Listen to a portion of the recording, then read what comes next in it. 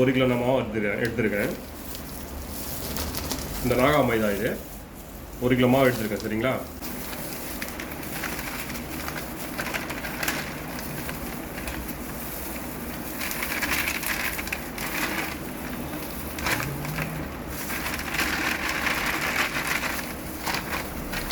இப்போ ஒரு கிலோ மாவு கொட்டியாச்சு. நம்ம ஆல்ரெடி 1 கிலோ கொட்டியாச்சு. திருப்பி இன்னும் 1 கிலோ கட்ட போகிறோம்.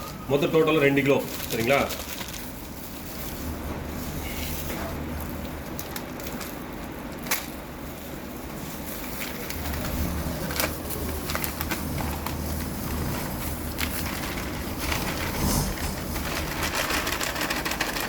இந்த வந்து பவுலில் கொட்டியிருக்கோம் நம்ம. இப்போ அது வந்து இதில் வந்து 150 கிராம் ஆயில் எடுத்துருக்கோம்.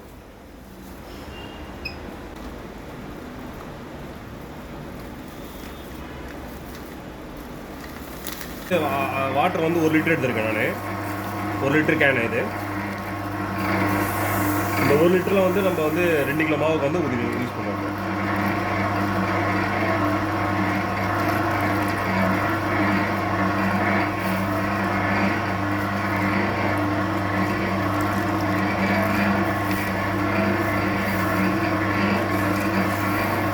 இதில் வந்து பாதி அளவு ஊற்றியாச்சு தண்ணி. சரிங்களா?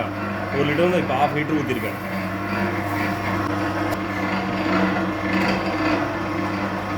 இது ஆல்ரெடி 6 லிட்டர் ஊற்றிருக்கேன் தண்ணி. சரிங்களா? திருப்பி இன்னும் கொஞ்சம் யூஸ் பண்ணுறேன். இது வந்து நம்ம போதுமான அளவுக்கு கரெக்டாக நான் 1 லிட்டர் தண்ணி எடுத்துருக்கேன். நான் போதுமான அளவுக்கு நான் யூஸ் பண்ணிப்பேன். சரிங்களா? இந்த 1 லிட்டரில் நான் எந்த அளவுக்கு பிசைஞ்சு உங்களுக்கு டைட் பண்ணி வைக்கிறோன்னா அந்த அளவுக்கு நீங்கள் அதே போல் பண்ணணும்.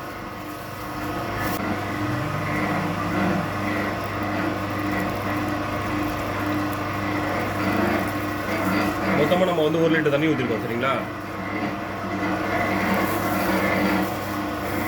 இதில் வந்து நம்ம 50 கிராம் டால்டா எடுத்துருக்கோம். அதில் பாதி அளவு தான் போட போகிறோம். சரிங்களா? 25 கிராம் அது மாதிரி தான் போட போகிறோம்.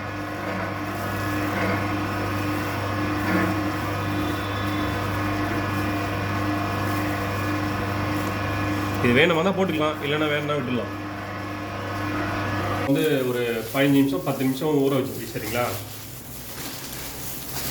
இது வேணுமா தான் இப்போ வந்து நீங்கள் ஒரு ஒரு ஒரு டப்பாவில் போட்டு மூடி கூட வச்சுக்கலாம். மாவு நல்லா ஊறிடுச்சு. 15 நிமிஷம் ஊறிடுச்சு. இப்போ இதை வந்து கட் பண்ணி எடுத்துக்கலாம். நம்ம கட் பண்ணால் இது மாதிரி நல்லா சேர்ந்துருக்கணும். இந்த மாதிரி உள்ள நம்ம வந்து அந்த ஹோல்ஸாக ஓடக்கூடாது. நல்லா சேர்ந்துருக்கணும் மாவு.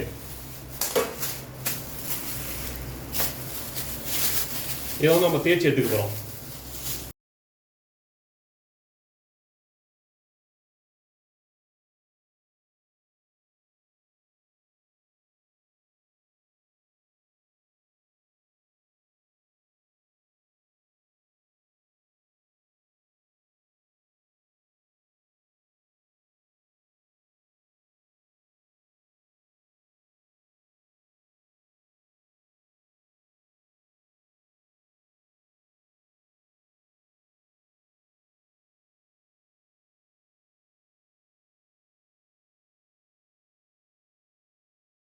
கரெக்டாக அந்த கன்வேயர் சைஸ்க்கு வந்து நம்ம தேய்ச்சி கட் பண்ணி எடுத்துக்கணும்.